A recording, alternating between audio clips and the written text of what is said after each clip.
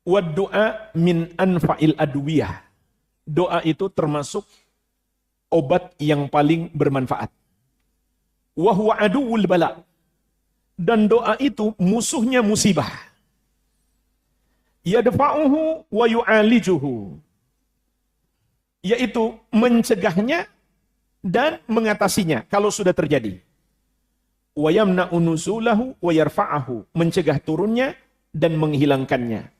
Au yukhaffifuhu idza nazal, atau meminimalisir pengaruh buruknya apabila musibah itu sudah terjadi.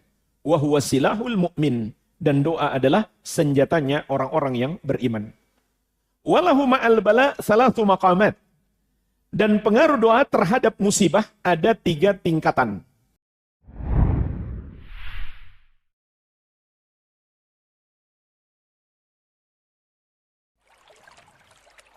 Bismillahirrahmanirrahim. Assalamualaikum warahmatullahi wabarakatuh. Alhamdulillahi hamdan katsiran tayyiban mubarakan fih, mubarakan alaih, kama yuhibbu rabbuna wa yardah. Asyhadu an la ilaha illallah wahdahu la syarika lah, wa asyhadu anna Muhammadan abduhu wa rasuluh. Sallallahu alaihi wa ala alihi wa sahabatihi ajma'in wa man tabi'ahum bi ihsanin ila yaumiddin, amma ba'd. Fa ikhwani wa akhwati fillah, rahimani wa rahimakumullah. Semoga Allah Subhanahu wa taala senantiasa mencurahkan rahmatnya kepada kita sekalian. Mendapatkan nikmat dan ditimpa musibah adalah 2 sisi kehidupan kita yang mesti kita jalani. Meskipun mendapatkan nikmat itu jauh lebih banyak dibandingkan musibah yang menimpa kita. Allah Subhanahu wa taala sendiri mengingatkan, wa in ta'uddu ni'matallahi la tuhsuha. Andaikan kalian menghitung nikmat Allah, kalian tidak akan sanggup menghitungnya. Sementara musibah yang menimpa kita itu sedikit. Kita semuanya pada umumnya masih bisa mengingat dalam setahun ini berapa kali ke dokter, berapa kali harus masuk rumah sakit. Bahkan mungkin kebanyakan kita nggak pernah ke dokter. Paling minum madu, minum habatus sauda, sembuh. Sedikit sekali musibah yang menimpa kita. Sebagaimana juga Allah tegaskan, وَلَنَبْلُوَنَّكُمْ بِشَيْءٍ مِنَ الْخَوْفِ وَالْجُوعِ وَنَقْصٍ مِنَ الْأَمْوَالِ وَالْأَنْفُسِ وَالثَّمَرَاتِ وَبَشِّرِ الصَّابِرِينَ. Dan sungguh kami akan menguji kalian dengan sedikit rasa takut, kelaparan, kekurangan harta, jiwa, dan buah-buahan atau makanan. Jadi, kata Allah Subhanahu wa taala, hanya sedikit, tidak banyak. Dan ternyata jamaah sekalian, di balik musibah itu sendiri ada banyak kebaikan bagi orang yang bersabar. Wa basyiris sabirin, berikanlah kabar gembira kepada orang-orang yang sabar. Sehingga Nabi kita, Nabi Muhammad SAW, ketika ditimpa musibah pun masih mengucapkan alhamdulillah ala kulli halin. Segala puji hanya milik Allah atas setiap keadaan. Karena di balik musibah itu ada banyak sekali kebaikan, ada banyak hikmah yang bisa kita raih. Di antara hikmah terbesar yang bisa kita petik dari musibah yang menimpa kita adalah pengampunan atas dosa-dosa kita. Dan kita semuanya menyadari kita banyak dosa. Maka Allah Subhanahu wa taala timpakan kepada kita musibah untuk menghapus dosa-dosa kita. Sebagaimana sabda Nabi sallallahu alaihi wa ala alihi wasallam, ma min musibatin tusibul muslim illa kafarallahu anhu biha khatayahu hatta syaukati yushakuha. Tidak ada satu musibah pun yang menimpa seorang muslim kecuali dengan sebab itu Allah hapuskan dosa-dosanya. Sampai pun duri kecil yang menusuknya itu akan menjadi penghapus dosanya. Oleh karenanya jemaah sekalian, para ulama juga mengatakan bisa jadi musibah yang Allah timpakan kepada kita adalah hukuman Allah yang dipercepat. Dan itu lebih baik daripada ditunda. Allah segerakan hukuman itu lebih baik daripada ditunda. Yaitu ditunda di akhirat. Sebagaimana Rasulullah SAW pernah bersabda, "Idza aradallahu bi 'abdihil khaira, ajjala lahul 'uqubata fid dunya." Apabila Allah menghendaki kebaikan untuk seorang hambanya, maka Allah segerakan hukumannya di dunia. Wa idza aradallahu bi 'abdihi syarra, amsaka anhu bi dzambihi hatta yuwaffiya bihi yaumal qiyamah. Dan apabila Allah menginginkan keburukan bagi seseorang, maka Allah tunda hukuman atas dosa-dosanya sampai Allah sempurnakan pembalasannya di hari kiamat. Tapi jemaah sekalian, ada lagi yang lebih baik. Sebelum kena hukuman, segera bertobat. Namun kalau sudah terlanjur terkena hukuman, maka pandanglah itu sebagai suatu kebaikan. Harus kita hadirkan dalam hati kita prasangka baik kepada Allah. Bahwa Allah hendak menghapuskan dosa-dosa kita. Sampai ada seseorang yang seringkali tertimpa musibah, maka pada akhirnya dia menghadap Allah tanpa membawa dosa sedikit pun. Sebagaimana sabda Nabi SAW, "Ma yazalul bala bil mu'min wal mu'minah fi nafsihi wa waladihi wa malihi hatta yalqallaha wa ma alaihi khati'ah." Tidak henti-hentinya musibah itu menimpa seorang yang mukmin maupun seorang mukminah pada dirinya, anaknya, dan hartanya sampai ia berjumpa dengan Allah tanpa membawa dosa sedikit pun. Ini tentu hikmah yang sangat besar. Hikmah yang berikutnya, pahala sabar. Jadi dosanya dihapus, masih ditambah dengan pahala sabar. Sebagaimana Allah sebutkan di surat Az-Zumar ayat ke-10. Innama yuwaffas sabiruna ajrahum bighairi hisab. Sesungguhnya pahala orang-orang yang sabar tanpa terhitung. Dan semakin berat suatu musibah, semakin besar pula pahalanya. Makanya kita juga berharap saudara-saudara kita kaum muslimin di Aceh dan Sumatera, Allah anugerahkan kesabaran agar mereka mendapatkan pahala yang melimpah. Kata Nabi SAW, "Inna idhamal jaza ma'a idhamil bala." Sesungguhnya besarnya pahala bergantung pada besarnya ujian.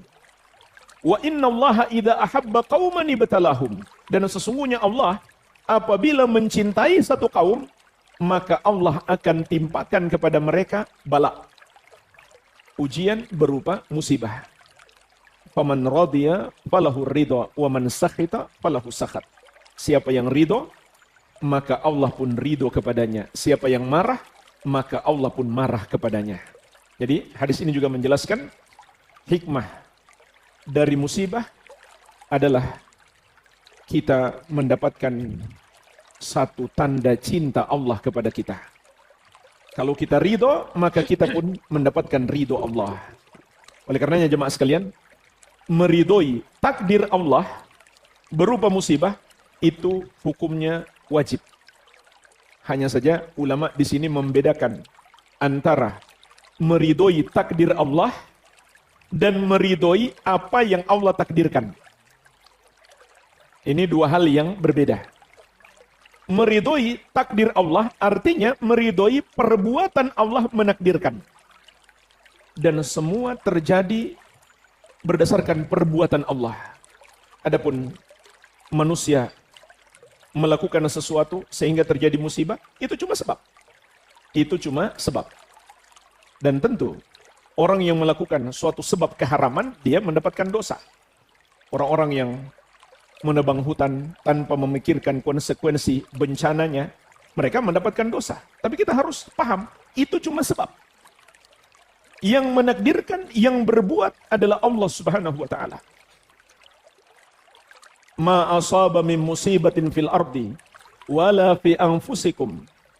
Tidak ada musibah yang menimpa di bumi ini, tidak pula pada diri-dirimu, kecuali semuanya sudah dituliskan, sudah ditakdirkan oleh Allah Subhanahu wa Ta'ala.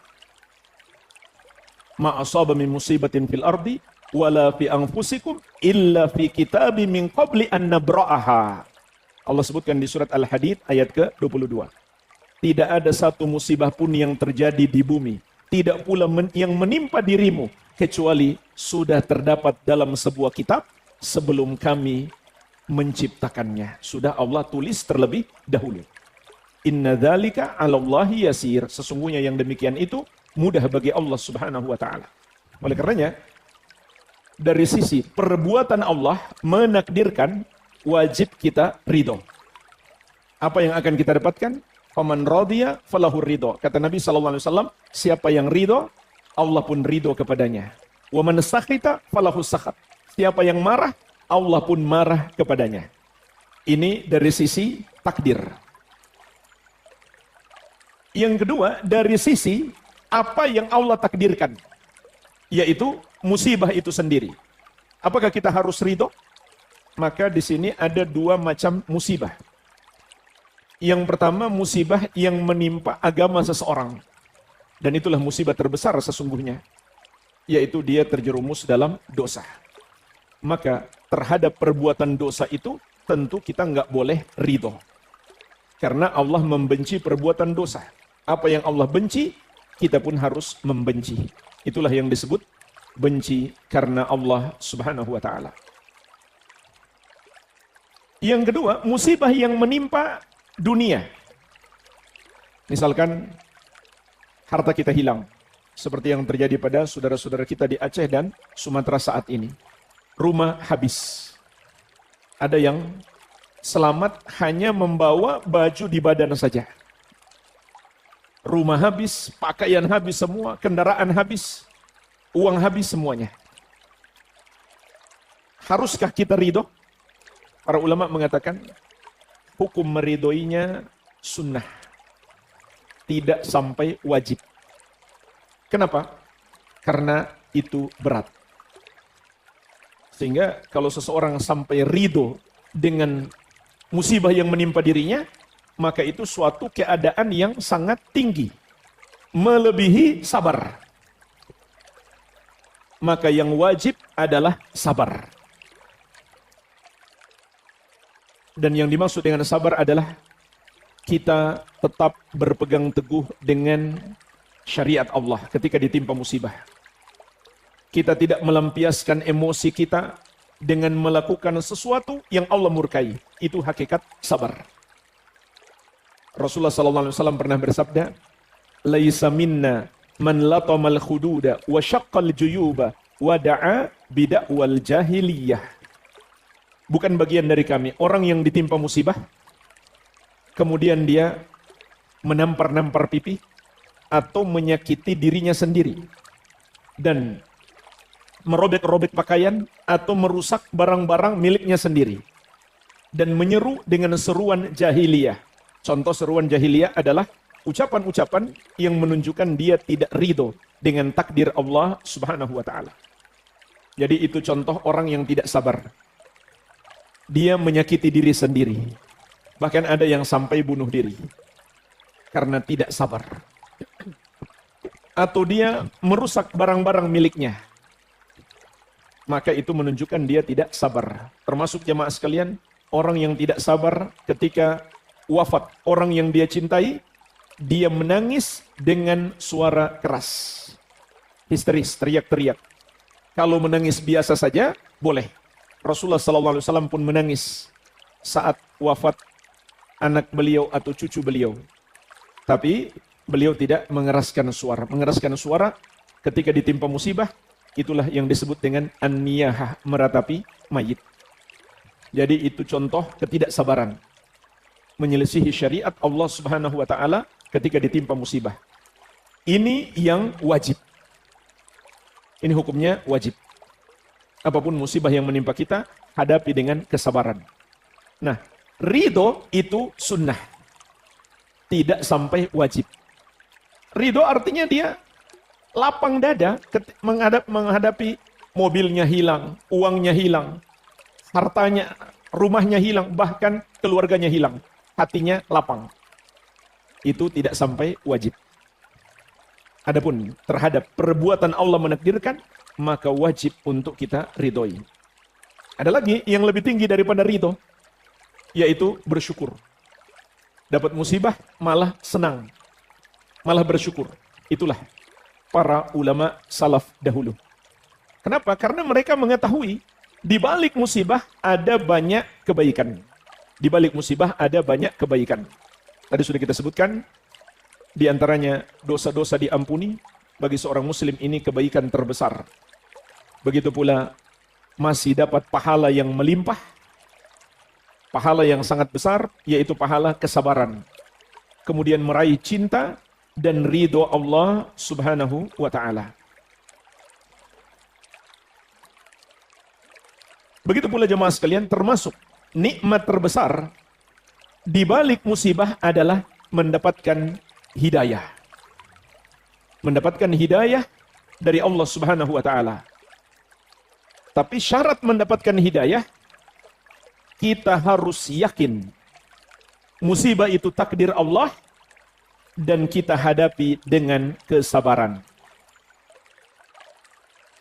Sebagaimana dalam surat At-Taghabun ayat ke-11. Ma asaba min musibatin illa biiznillah wa may yu'min billahi yahdi qalbah. Wallahu bikulli syai'in alim. Tidak ada satu musibah pun yang terjadi kecuali dengan izin Allah. Artinya dengan takdir Allah. Kalau Allah menghendaki terjadi, maka terjadi. Kalau tidak, maka tidak. Ini termasuk pokok keimanan. Bagian dari rukun iman yang 6. Yaitu rukun iman yang ke-6-nya. Beriman kepada takdir. Adapun soal adanya penebangan hutan, itu adalah dosa apabila tidak memperhatikan efek buruknya yang lebih besar. Namun itu hanya sebab. Begitu pula adanya pergeseran tanah atau tabrakan lempengan di laut. Itu semua hanya sebab. Namun kita harus yakin semua terjadi dengan takdir Allah. Adanya sebab. Tetapi Allah tidak menghendaki terjadi, tidak akan terjadi. Betapa banyak orang sudah menikah, nggak punya anak. Padahal dia punya sebab untuk memiliki anak. Tapi Allah belum menghendaki. Betapa banyak orang pergi ke dokter, belum sembuh juga. Karena Allah belum menghendaki. Adanya sebab, tanpa kehendak Allah, tidak mungkin terjadi. Semua mengikuti takdir Allah Subhanahu wa ta'ala. Kemudian lanjutan ayat, wa may yu'min billahi yahdi qalbah. Dan barang siapa beriman kepada Allah. Para ulama ahli tafsir mengatakan maksudnya dia imani musibah itu terjadi dengan takdir Allah dan dia hadapi dengan kesabaran dan keridhaan. Maka yahdi qalbah, Allah akan memberikan hidayah kepada hatinya. Oleh karenanya jemaah sekalian, banyak orang yang kita lihat ditimpa musibah, setelah itu dia menjadi lebih baik. Padahal sebelumnya sholatnya masih bolong-bolong misalkan, masih banyak kemaksiatan yang dia lakukan. Ketika dia ditimpa musibah, dia pun bisa memetik pelajaran dan dia sabar menghadapinya, maka Allah berikan hidayah kepadanya. Ini jemaah sekalian, di antara hikmah-hikmah musibah yang terbesar. Tentu masih banyak lagi hikmah-hikmah yang lain, namun inilah di antara nikmat terbesar yang bisa kita petik di balik musibah.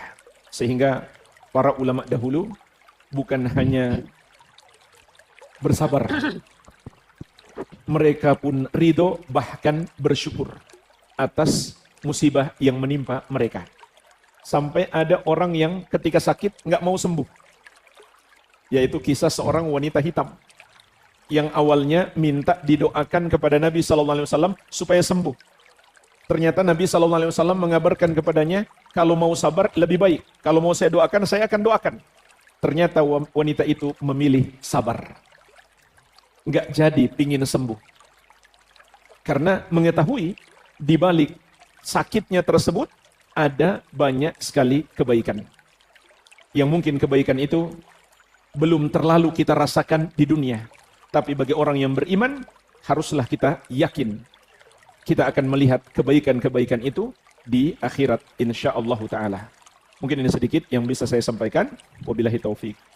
Fadhal Ustaz. Jemaah yang dirahmati Allah, dari pemaparan Ustaz Sofyan Hafizahullah tadi ada beberapa yang jadi terlintas di pikiran saya. Tadi waktu di awal saya bilang Nabi SAW itu mengalami berbagai musibah dari berbagai sudut. Salah satunya adalah dalam kehidupan berkeluarga. Saya jadi terfikir ketika beliau tadi bilang sebagian orang tidak diberikan anak. Nabi juga dikasih anak hanya dari 2 istri. Kalau Nabi pengen doa harus Allah kasih, seharusnya dari 11 istri semuanya ada anak. Tapi Nabi hanya dikasih anak dari 2 jalur, yaitu Khadijah dapat 6, Maria Al-Qibtiyah dapat 1, 9 sisanya nggak dapat. Padahal kan Nabi SAW itu makbul doanya. Aisyah radhiyallahu anha, istri Nabi, beliau tidak punya anak bersama Nabi. Berarti ada sudut pandang yang lain. Kalau ada di zaman sekarang orang berkata, salah satu musibah terbesar dalam hidup saya adalah saya menikah tapi belum punya anak, maka Nabi juga. Kalau kita pandang Nabi tidak punya anak dari istri-istri yang lain, 9 yang lain mungkin kepengen gitu. Mungkin bukan tidak subur, tapi ya memang Allah tidak kasih. Sama tadi beliau sebutkan tentang faedah tentang musibah dan dapat pahala. Saya jadi teringat penjelasan sebagian ulama. Di antara mereka ada yang berkata, ada perbedaan di kalangan para ulama. Sebenarnya kita saat dapat musibah itu, dapat pahalanya apakah dari musibahnya atau dari penyikapannya. Sebagian ulama ada yang mengatakan semata-mata dapat musibah dapat pahala.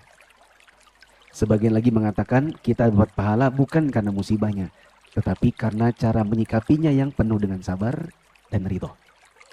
Karena orang yang kena musibah tidak ridho bukan dapat pahala, tapi justru bisa jadi dapat dosa.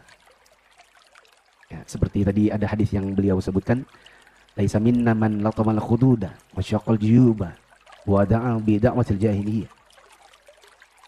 Tidak termasuk orang mukmin yang beriman dengan keimanan yang sempurna yang dapat musibah kehilangan keluarga, dia menampar-nampar pipinya, merobek-robek bajunya dan berteriak-teriak dengan teriakan-teriakan jahiliyah. Ini dapat musibah justru dihukumi tidak beriman secara sempurna karena salah penyikapan. Baik, jemaah yang dirahmati Allah, tadi Ustaz Sofyan Hafizahullah menyampaikan beberapa hikmah musibah. Di antaranya beliau sebutkan ada penghapus dosa. Tapi mungkin yang dihapuskan dosa-dosa kecil saja kali Ustaz ya. Karena dosa-dosa besar harus dengan taubat. Yang kedua adalah pahala yang mengalir tanpa batas. Yang ketiga beliau sebutkan tadi tentang salah satu hikmahnya adalah itu menunjukkan bahwa Allah mencintai kita. Kemudian Ustaz Sofyan sebutkan mendapatkan petunjuk. Wa may yu'min billah yahdi qalbah. Berikutnya saya tambahkan di antara hikmah musibah, mungkin ini entah poin yang kelima atau yang keenam, bahwa kalau seseorang mendapatkan musibah, mungkin dia akan dapatkan pengganti yang lebih baik. Bisa jadi musibah yang dia alami adalah karena Allah gantikan dia dengan sesuatu yang lebih baik. Meskipun kadang-kadang yang lebih baik ini belum langsung terjawab saat itu juga. Bisa jadi yang lebih baik ini baru dia dapatkan mungkin nanti setahun, 2 tahun lagi, baru dia sadar. Ya. Contoh mudah, ada artis misalnya. Dia dulu adalah orang yang penuh dengan kehidupan dosa. Dengan buka auratnya, dengan ikhtilatnya, dengan cipika-cipiki dan pegang-pegangan yang bukan mahramnya. Pokoknya segalanya. Segala dosa ada di dalam kehidupannya 24 jam. Foto-fotonya yang dia posting dengan di media sosialnya lengkap dengan aurat-auratnya, 24 jam mengalir dosanya. Semakin banyak yang view, semakin banyak yang lihat, semakin banyak yang like, semakin bertambah dosanya. Lewat setahun, 2 tahun kena kanker. Tertutup auratnya. Nggak ada lagi yang bisa diposting dari aurat-auratnya. Allah gantikan dia kehidupan yang lebih baik. Dengan kanker yang dia derita. Ya. Contoh yang pernah dialami oleh sebagian dari salaf adalah kisah yang masyhur tentang Ummu Salamah. Istri Nabi yang dulunya Abu Talha siapa? Istri Nabi yang dinikahi Nabi Ummu Salamah kan? Ummu Salamah.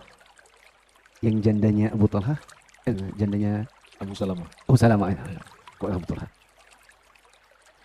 Ada seorang sahabiyah yaitu Ummu Salamah. Ditinggal oleh suaminya. Wafat suaminya Abu Salamah. Kemudian dia datang kepada Nabi SAW dan mengadukan tentang musibahnya. Maka Nabi SAW mengajarkan dia untuk berdoa. Doanya adalah Allahumma jurni fi musibati wa akhlif li khairan minha.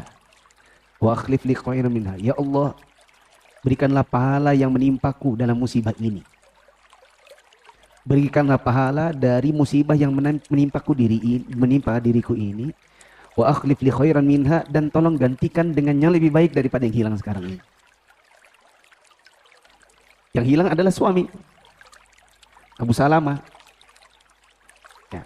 Dan Allah gantikan dengan yang lebih baik daripada Abu Salamah. Siapa dia? Rasulullah SAW.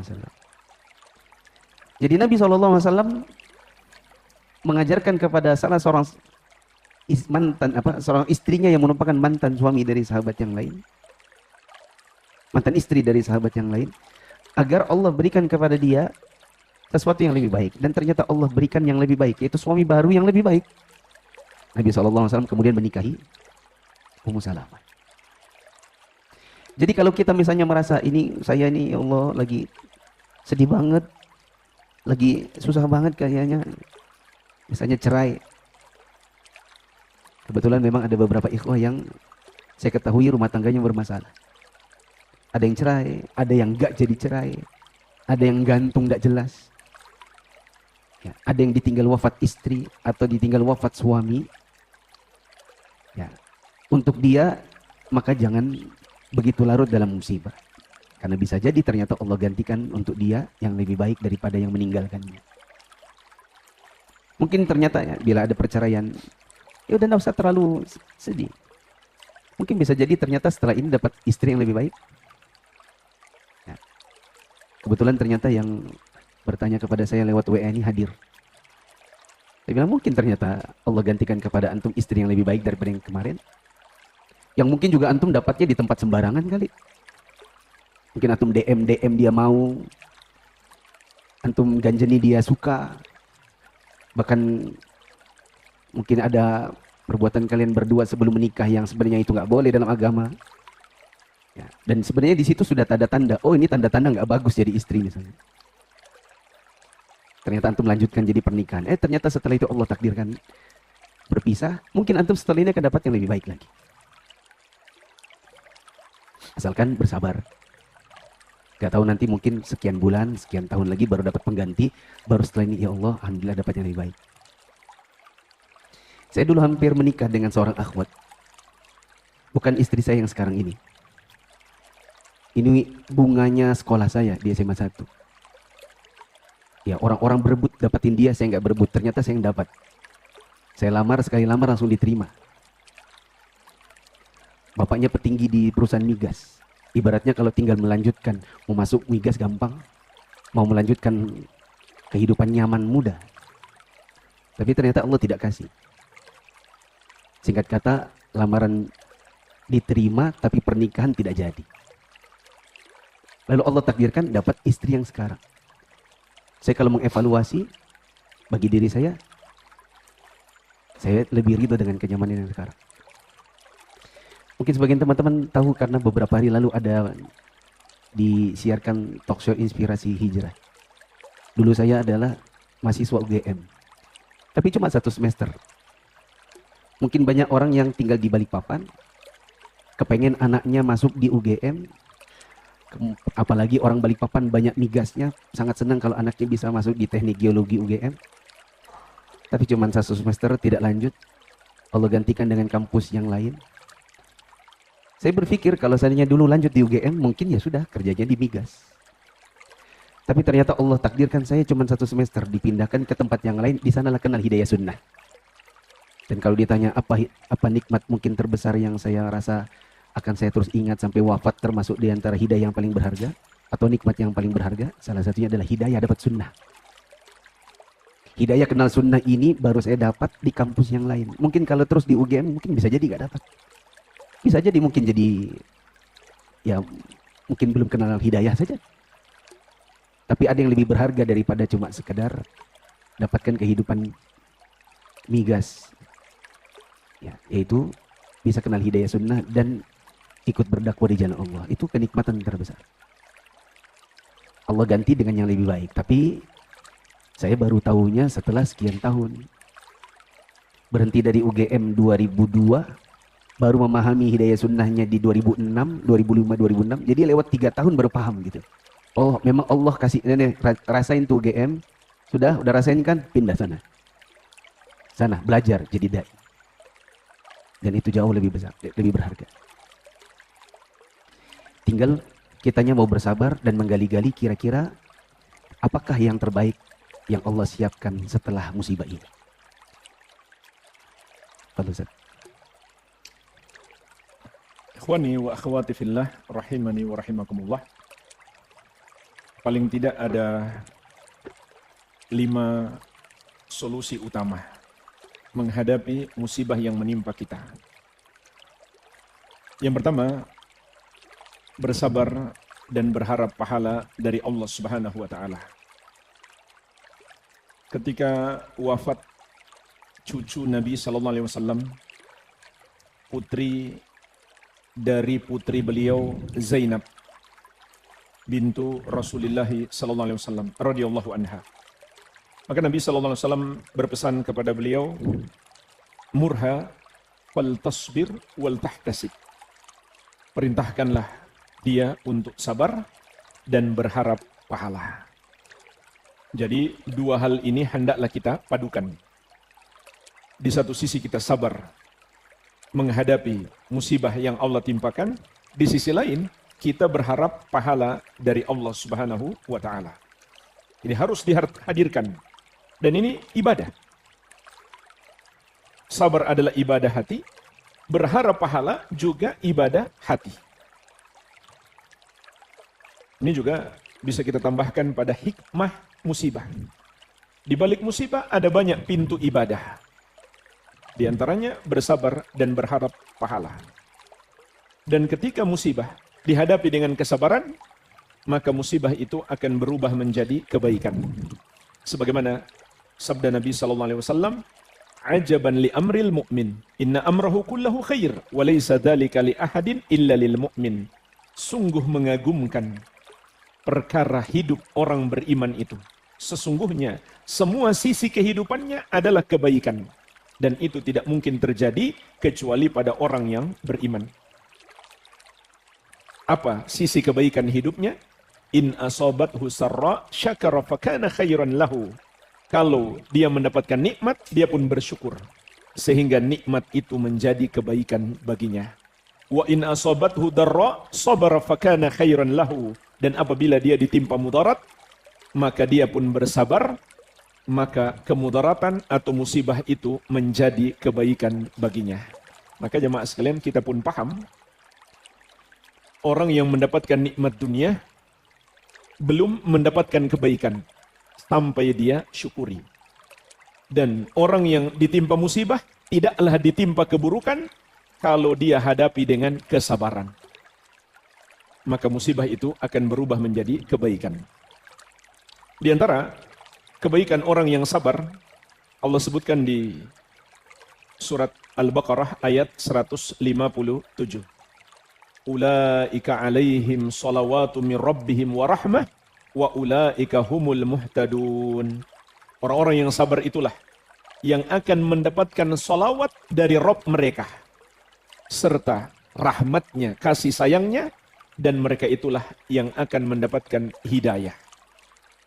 Jadi 3 nikmat Allah sebutkan dalam satu ayat ini bagi orang yang sabar. Pertama, Allah berikan salawat. Maksudnya kata para ulama, Allah memuji dia di hadapan para malaikat. Yang kedua, Allah curahkan rahmatnya, kasih sayangnya. Yang ketiga, Allah berikan hidayah. Maka ini solusi menghadapi musibah. Sabar dan harapkan pahala. Yang kedua, bertawakal dan berprasangka baik kepada Allah Subhanahu wa ta'ala. Bahwa Allah akan memberikan pertolongan kepada kita. Sebagaimana Allah ingatkan dalam surat At-Taubah ayat ke-51. Qul la yusibana illa ma kataballahu lana huwa maulana wa 'alallahi falyatawakkalul mu'minun. Katakanlah, tidak akan mungkin menimpa kita musibah apapun kecuali sesuai dengan apa yang Allah takdirkan atas kita. Dialah pelindung kita. Dan hendaklah hanya kepada Allah orang-orang yang beriman itu bertawakal. Ini juga ibadah yang sangat agung. Di samping sabar dan mengharap pahala, bertawakal dan berprasangka baik kepada Allah adalah jenis ibadah yang lain. Bahkan tawakal itu puncak pengamalan tauhid. Sebagaimana kata Syekh Abdurrahman bin Hasan di dalam Fathul Majid, at-tawakkul nihayatu tahqiqit tauhid. Tawakal itu adalah puncak pengamalan tauhid. Ketika hati seorang bergantung hanya kepada Allah yang satu saja. Tidak sedikit pun dia bersandar kepada manusia. Dia bersandar hanya kepada Allah, dia pasrahkan seluruh urusan hidupnya, baik urusan dunia maupun urusan agama, hanya kepada Allah yang satu saja. Dan pasti Allah akan menolongnya. Karena itu janji Allah dalam surat At-Talaq ayat ke-3. Wa may yatawakkal 'alallahi fahuwa hasbuh. Barang siapa bertawakal, bergantung hatinya hanya kepada Allah, cukuplah Allah sebagai penolongnya. Artinya, pasti Allah menolongnya. Sebaliknya, Rasulullah SAW mengingatkan kita, man ta'allaqa syai'an wukila ilaihi. Barang siapa bergantung kepada sesuatu, akan dibiarkan kepadanya. Artinya, orang yang bergantung kepada selain Allah, maka Allah tidak akan menolongnya. Jadi, hendaklah kita murnikan tawakal kita, ketergantungan hati kita hanya untuk Allah semata. Dan dalam hadis qudsi Allah Subhanahu wa taala juga berjanji, ana inda dhanni abdi bi, aku sesuai dengan prasangka hambaku kepadaku. Jadi tawakal hendaklah disertai dengan prasangka baik bahwasanya Allah Subhanahu wa taala akan menolong kita. Sebagaimana kita juga berprasangka baik, di balik musibah yang menimpa kita, pasti ada kebaikan-kebaikan yang Allah siapkan untuk kita. Yang ketiga, bertobat dan memohon ampun kepada Allah Subhanahu wa taala. Meskipun jamaah sekalian, musibah itu belum tentu hukuman atas dosa. Tapi petunjuk para ulama salaf, para ulama terdahulu, kalau dapat musibah, hendaklah kita bertobat. Meskipun musibah itu bisa jadi adalah ujian karena iman kita baik. Karena kita jauh dari maksiat. Contohnya para nabi dan rasul. Orang-orang soleh. Justru musibah mereka paling besar. Sebagaimana tadi disebutkan oleh Ustadz Mufli, Nabi Muhammad SAW, mengapa musibah beliau lebih besar? Karena ketinggian iman dan kebaikan amalan-amalan beliau. Oleh karena itu juga kita nggak bisa memvonis orang itu dapat musibah, pasti dia dapat azab. Karena dia banyak dosa. Kita nggak tahu pasti. Namun, yang namanya manusia biasa, kita semuanya manusia biasa, selalu terjerumus dosa. Kalau para ulama salaf dahulu ketika terjerumus dosa, ketika mereka ditimpa musibah, mereka ingat dosa, bagaimana lagi dengan kita? Kita yang lebih pantas untuk mengingat dosa. Sebagaimana Allah ingatkan ini dalam banyak ayat. Di surat Ar-Rum ayat ke-41. Zaharal fasadu fil barri wal bahri bima kasabat aydin nas liyudhiqahum ba'dalladzi 'amilu la'allahum yarji'un. Telah nampak musibah dan malapetaka di daratan dan di lautan karena dosa-dosa yang dilakukan oleh manusia. Allah timpakan kepada mereka akibat dari sebagian dosa mereka. Untuk apa? La'allahum yarji'un, agar mereka bertobat. Kalau mereka bertobat, maka Allah akan memberikan pertolongan kepada mereka. Sahabat yang mulia Ali bin Abi Thalib radhiyallahu anhu berkata, "Ma nazala bala'un illa bidambin wala rufi'a illa bitaubatin." Tidaklah musibah itu turun kecuali karena dosa, dan tidaklah musibah itu diangkat kecuali dengan taubat. Dan bagi seorang muslim, meskipun itu adalah hukuman atas dosa, tetap saja itu adalah kenikmatan. Sebagaimana sudah kita sebutkan tadi. Kalau itu hukuman yang dipercepat, berarti tanda Allah menginginkan kebaikan untuk kita. Karena hukuman di dunia itu jauh lebih ringan dibandingkan hukuman di alam kubur. Belum lagi di hari kebangkitan. Maka tanda Allah menginginkan kebaikan bagi seorang muslim, Allah segerakan hukumannya di dunia. Kalau sudah dihukum di dunia, masih mau berbuat maksiat lagi, maka berarti dia tidak bisa memetik pelajaran. Oleh karena itu solusinya adalah bertobat kepada Allah Subhanahu wa taala. Dan bertobat serta memperbanyak istighfar itu sendiri adalah pencegah terjadi maksiat sebelum terjadi. Sebagaimana Allah ingatkan di surat Al-Anfal ayat ke-33. Wa ma kana Allahu liyu'adzibahum wa anta fihim wa ma kana Allahu mu'adzibahum wa hum yastaghfirun. Dan tidaklah Allah akan mengazab mereka sementara engkau wahai Muhammad masih berada bersama mereka, dan tidaklah Allah mengazab mereka sedang mereka masih terus memohon ampun kepada Allah Subhanahu wa taala. Jadi ayat ini menyebutkan dua sebab kita terhindar dari musibah dan malapetaka. Pertama, keberadaan Nabi Muhammad SAW di tengah-tengah kita. Yang kedua, istighfar. Maka yang pertama kita sudah nggak punya, maka hendaklah kita usahakan yang kedua. Selalu beristighfar, memohon ampun kepada Allah Subhanahu wa taala. Ini solusi. Dan Allah juga berjanji, ketika kita kembali bertakwa kepadanya, maka pasti Allah berikan jalan keluar, apapun masalah kita. Sebagaimana dalam surat At-Talaq ayat kedua dan ketiga.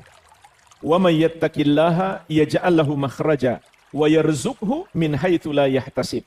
Barang siapa bertakwa kepada Allah, pasti Allah berikan jalan keluar baginya, dan dia akan diberikan rezeki dari arah yang tidak dia sangka-sangka. Solusi yang keempat, lebih meningkatkan ibadah dan menolong orang lain. Jemaah sekalian, termasuk sunnah, kalau terjadi suatu musibah, kita disuruh tingkatkan ibadah. Itulah sebabnya disyariatkan sholat gerhana. Karena gerhana itu adalah pertanda dari Allah bahwa Allah Maha Kuasa menimpakan musibah dan malapetaka kepada kita. Sehingga kita dianjurkan meningkatkan ibadah ketika itu. Makanya termasuk kesalahan. Kalau kita cuma nonton gerhana, cuma foto-foto, harusnya kita meningkatkan ibadah.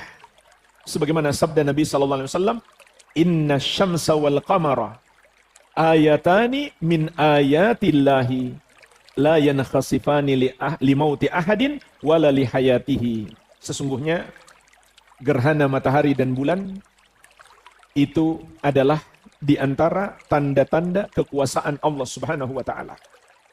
Tidaklah terjadi gerhana matahari dan bulan itu karena kematian seseorang, tidak pula karena hidupnya seseorang.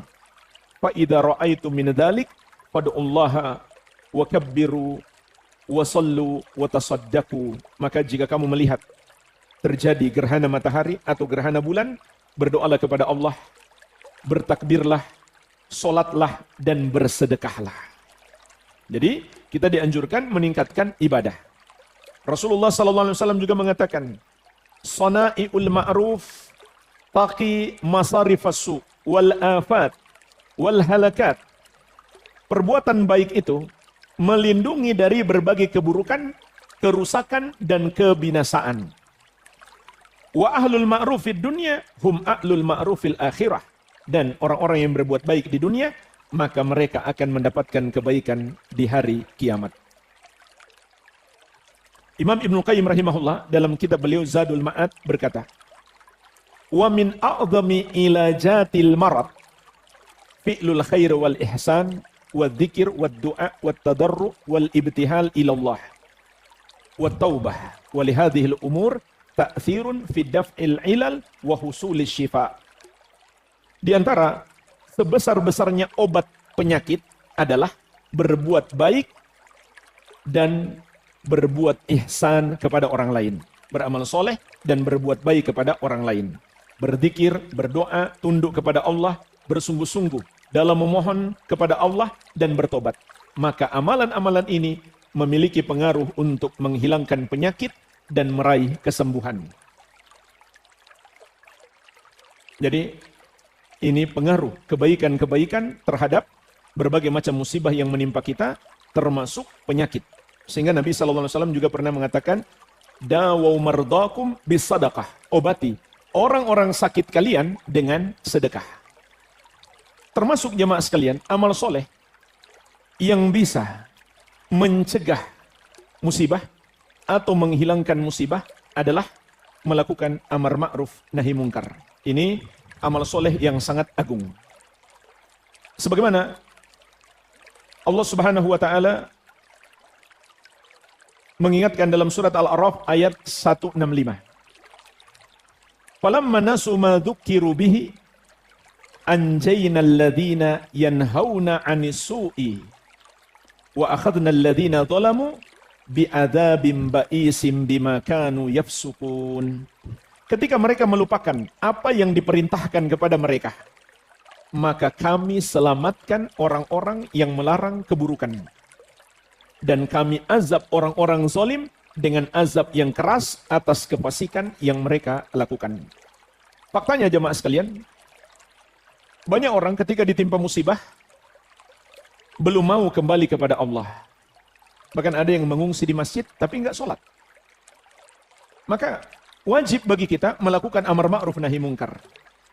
Kalau kita tidak melakukan amar ma'ruf nahi mungkar, meskipun kita tidak ikut berbuat dosa, jika Allah mendatangkan azabnya, kita juga akan kena azab. Tetapi kalau kita melakukan amar ma'ruf nahi mungkar, meskipun suatu kampung itu ditimpa musibah, kita akan dilindungi. Ini makna ayat surat Al-A'raf ayat 165. Allah selamatkan orang-orang yang melarang keburukan. Begitu pula di surat Al-Anfal ayat ke-25. Allah mengingatkan kita, wattaqu fitnatan la tusibanna alladhina zalamu minkum khassah. Takutlah kamu kepada azab yang tidak saja menimpa orang-orang zalim di antara kamu secara khusus. Artinya, orang baik pun akan kena azab. Kenapa? Karena dia diam saja. Jadi ini termasuk amal soleh yang seharusnya kita tingkatkan saat terjadi musibah. Dan bahkan ini kesempatan emas untuk berdakwah. Kesempatan emas untuk berdakwah. Pengalaman kawan-kawan kita ketika terjadi musibah di Palu. Di satu kampung yang tertimpa musibah, mereka mengungsi di masjid dan di sekitar masjid. Tapi belum mau sholat. Maka dengan datangnya kawan-kawan relawan ini, mereka sebelum membagi bantuan, mereka dakwah dulu. Alhamdulillah, berita yang saya dengar, setelah itu masjid penuh. Mereka dinasehati, setelah itu dikasih bantuan. Ini penting agar tidak datang musibah yang lebih besar. Agar Allah menghilangkan musibah tersebut. Begitu pula Nabi SAW bersabda, "Wallahu fi aunil abdi, maka al abdu fi auni akhi." Seseorang akan senantiasa ditolong oleh Allah selama dia masih mau menolong saudaranya. Maka ketika kita ditimpa musibah, seharusnya kita lebih tingkatkan lagi saling tolong menolong, saling peduli dengan saudara-saudara kita kaum muslimin. Yang kelima, yang terakhir yang bisa saya sampaikan di kesempatan ini, lebih bersungguh-sungguh dalam berdoa. Dan justru doa itu semakin mustajab saat kondisi semakin berat. Maka dari itu jangan pernah berputus asa dalam berdoa.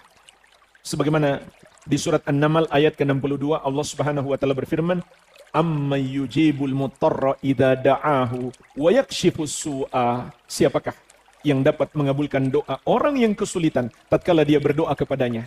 Dan siapakah yang dapat menghilangkan kesusahan itu? Tentu hanya Allah yang bisa melakukannya. Makna ayat ini kata para ulama, semakin terdesak kondisi hidup seseorang, semakin berat dia jalani, maka semakin dekat doanya dikabulkan. Oleh karena itu, jangan berputus asa, bersungguh-sungguhlah dalam berdoa kepada Allah Subhanahu wa taala. Bahkan musibah itu sendiri di antara hikmahnya agar kita lebih banyak berdoa. Sebagaimana Allah ingatkan di surat Al-An'am ayat 82. Walaqad arsalna ila umamin min qablika fa akhadnahum bil ba'sa'i wad dharra la'allahum yatadarra'un. Dan sungguh kami telah mengutus rasul-rasul kepada umat-umat sebelum kamu. Kemudian kami azab mereka, yaitu orang-orang yang menyelisihi para rasul tersebut, dengan berbagai macam kesengsaraan dan bahaya. La'allahum yatadarra'un, agar mereka kembali tunduk merendahkan diri, berdoa kepada Allah dengan khusyuk. Imam Ibnu Qayyim rahimahullah mengatakan dalam Al-Jawabul Kafi, "Wad du'a min anfa'il adwiyah." Doa itu termasuk obat yang paling bermanfaat. Wa huwa aduwwul bala. Dan doa itu musuhnya musibah. Yadfa'uhu wa yu'alijuhu. Yaitu mencegahnya dan mengatasinya kalau sudah terjadi. Wa yamna'u nuzulahu wa yarfa'ahu. Mencegah turunnya dan menghilangkannya. Au yukhaffifuhu idza nazal, atau meminimalisir pengaruh buruknya apabila musibah itu sudah terjadi. Wa huwa silahul mu'min, dan doa adalah senjatanya orang-orang yang beriman. Walahu ma'al bala salatu maqamat, dan pengaruh doa terhadap musibah ada 3 tingkatan. Ahaduha, yang pertama, an yakuna aqwa minal bala fayadfa'uhu. Doanya lebih kuat daripada musibah, sehingga doa menghalangi terjadinya musibah. Maka pertanyaannya jemaah sekalian, bagaimana supaya doa kita lebih kuat? Kunci utamanya adalah ketakwaan. Makin kita bertakwa, makin jauh dari maksiat, semakin kuat doa kita, sehingga bisa mengalahkan musibah. Atsani, yang kedua, ayakuna at'af minal bala fayaqwa alaihil bala fayusabu bihil abdu. Doanya lebih lemah daripada musibah. Musibah lebih kuat daripada doanya, sehingga dia pun tertimpa musibah. Walakin qad yukhaffifuhu in kana dhaifan. Akan tetapi bisa jadi doa ini mengurangi dampak buruk musibah meskipun lemah. Ats-tsalits, yang ketiga, an yataqawama. Doa dan musibah sama kuat. Wa yamna kullu wahidin minhuma sahibahu, sehingga keduanya terus bertarung. Kapan satu menjadi lemah, yang kuat akan menimpa. Inilah jemaah sekalian, betapa besarnya pengaruh doa menghadapi musibah. Karena kan kita yakin, yang menimpakan musibah adalah Allah. Maka bersungguh-sungguh dalam berdoa adalah solusi yang sangat penting dalam menghadapi musibah. Wallahu a'lam. Allah Ustaz. Assalamualaikum warahmatullahi wabarakatuh. Sampai jumpa kembali di World Islam Channel.